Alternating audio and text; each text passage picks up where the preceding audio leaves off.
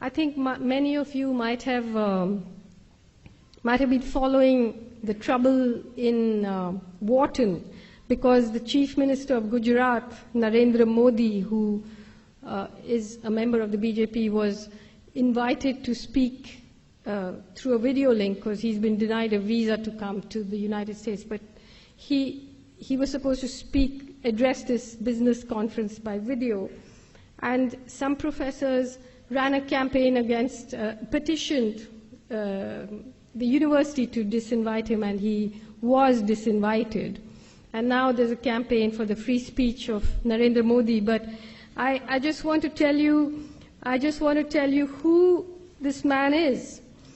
He was a member of an organization called the RSS, which is the Rashtriya Swayamsevak Sangh, which was set up in 1927, inspired by the fascists in Italy, inspired by Mussolini.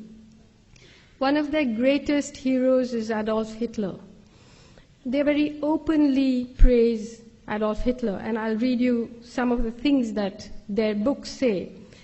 In 2002, when Modi was the chief minister, a train full of pilgrims coming back from the destruction of this Ayodhya mosque, which was disputed, the train caught fire. Nobody knows who set fire to the train, and 57 pilgrims were burnt.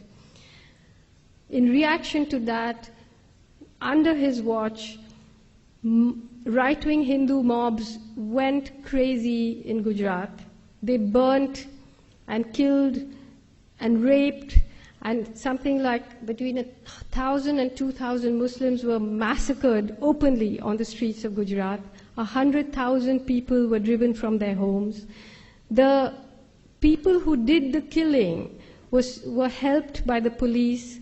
There was a member of the Legislative Assembly called Ehsan Jafri, who had the temerity to stand against Modi in the elections.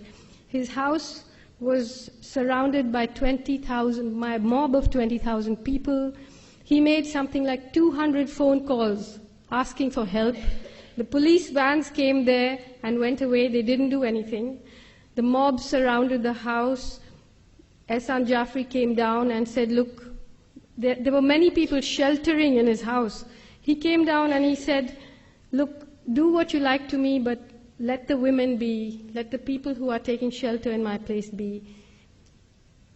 They cut off his arms, they cut off his legs, they dragged his body around the place, and then they killed all the people there.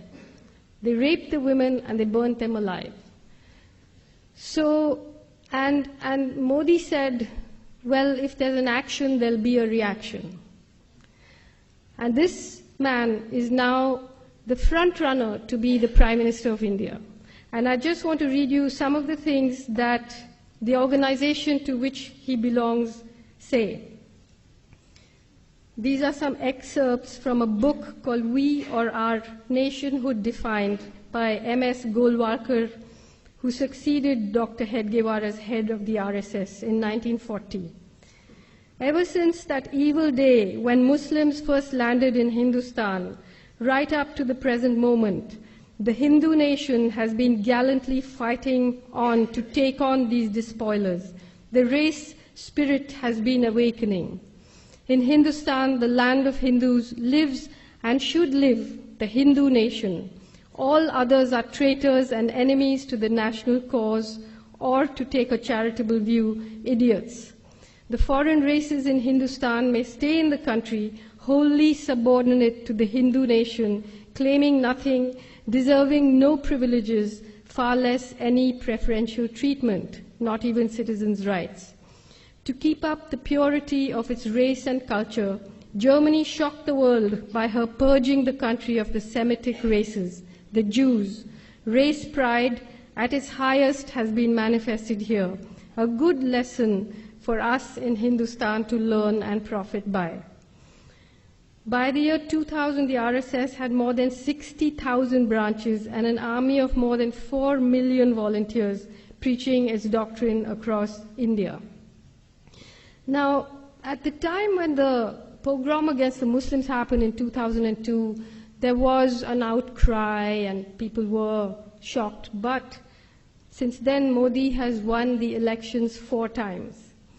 And now he has become the most favorite candidate of India's greatest corporations because he's bringing in a lot of private investment. So if you bring in the money, then a little killing, a little raping, overseeing all of that is not such a bad thing. So you have a situation where this kind of open, I mean, we call them fascists because they call themselves fascists. Meaning they, in their books, admire the fascists.